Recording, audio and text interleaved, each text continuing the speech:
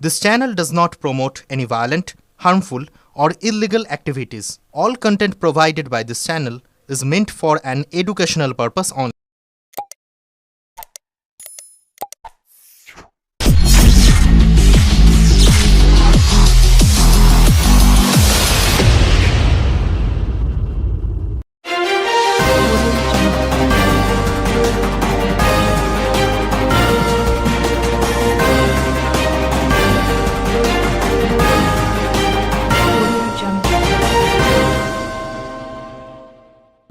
হাসিনা বিবি বয়সের ভারে ঝুঁকেছেন, সোজা হয়ে হাঁটতে পারেন না, তবে একা একাই ঘুরে বেড়ান।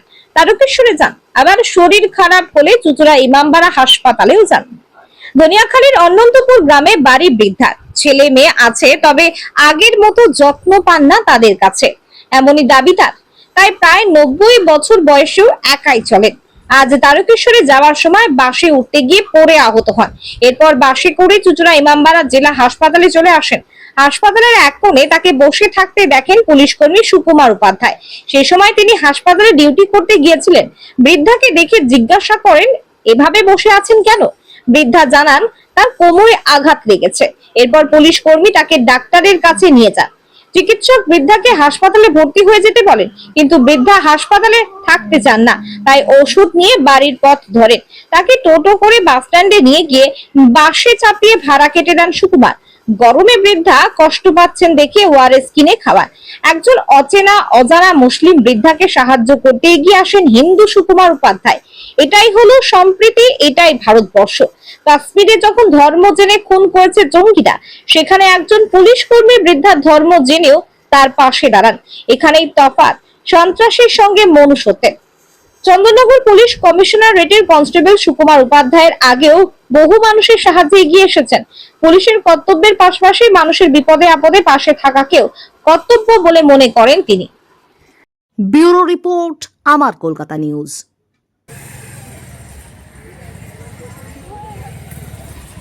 হাসপাতালে এলেন কি করে? আমি আসি বাপ, আমি জানি হাসপাতালে ঘোরাঘুরি আসি তো। আসেন? হ্যাঁ, আমি ঘোরাঘুরি আসি। সে ডাক্তার যখন দেখলে আমার চিনা দিত, বাস ভাড়া পয়সা মন দিয়েছি। আমি প্রায় চুচুড়া আছি বাবা। চুচুড়া আছেন? হ্যাঁ। তাতে হসপিটালের কোণে বসে কেন মন খারাপ করে বসেছিলেন? নিজের ছেলে, নিজের মেয়ে, নিজের জামাই বেমান সব বেঁচে দিলে ভাই। তা আমার ছেলে তো আমার অনেক কয়টা বাবা তোরা পেয়েছি, ওকে আমি কাঁদাতে পারবো না। আমার লাঠি আমার বাপের মতন, লাঠির বাইরে আছে, ওটাকে আমি ট্রেন দিয়ে বেঁচে দিয়ে চলে যাবো বাবা। তা আমার ঝড়ে জানতে পারবো না। আমি চেয়ে মেঘে খাবো, তবু ওটাকে আঘাত দেবো না। আপনার ছেলে মেয়ে? কটি ছেলে কটি মেয়ে আপনার?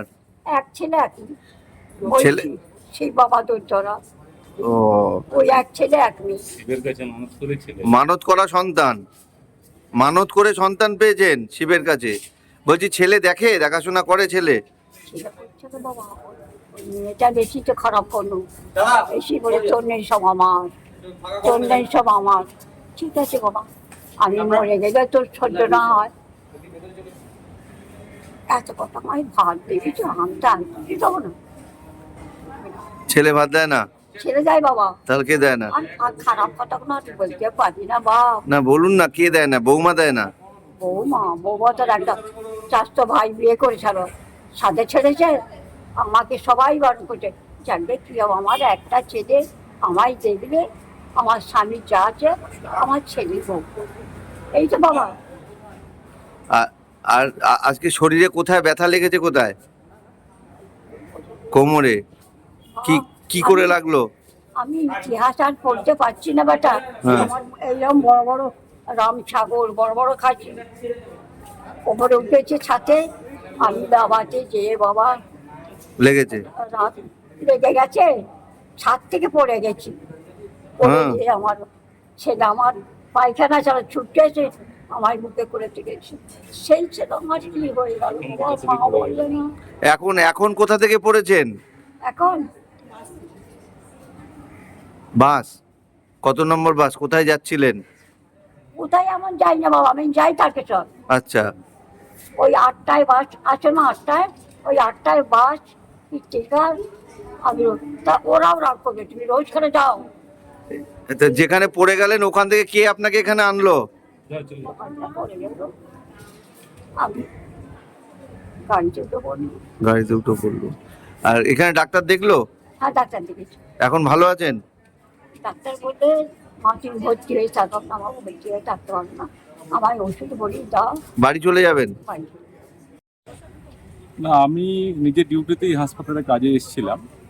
তো তারই ফাঁকে দেখলাম যে ওই বুড়ি মা উনি হাসপাতালের এক কোনায় বসে কাঁদছেন আর কি।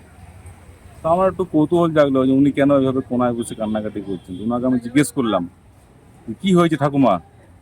তো উনি বললেন যে আমি মেয়ের বাড়ি গেছিলাম, বাস থেকে পড়ে গেছি নামতে গিয়ে, আমার হাতে খুব চোট লেগেছে, আমি এখন ডাক্তার দেখাবো, তো প্রচণ্ড ভিড়, আমি তো হাঁটতে পারছি না। তো আমি ওনাকে একটু এক প্রকার কোলে করে তুলে নিয়ে গেলাম ডাক্তারের কাছে। ডাক্তারবাবু দেখলেন, ওনার এক্স রে লিখে দিল, এক্স রে গিয়ে এক্স রে করানো হলো।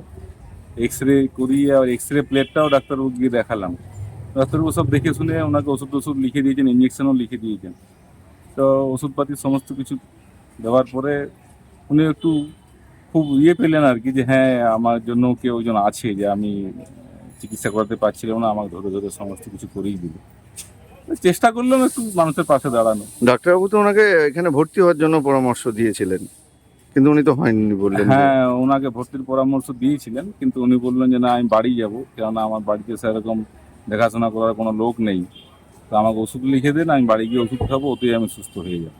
সেই জন্য উনি ওষুধ নিয়ে আপাতত ওনাকে আমি টোটোয় করে চাপিয়ে বাস স্ট্যান্ডে গিয়ে ওদের যে 17 নম্বর বাস, সেই বাসের ভাড়াও দিয়ে ওকে বাসে আমি চাপিয়ে দিই।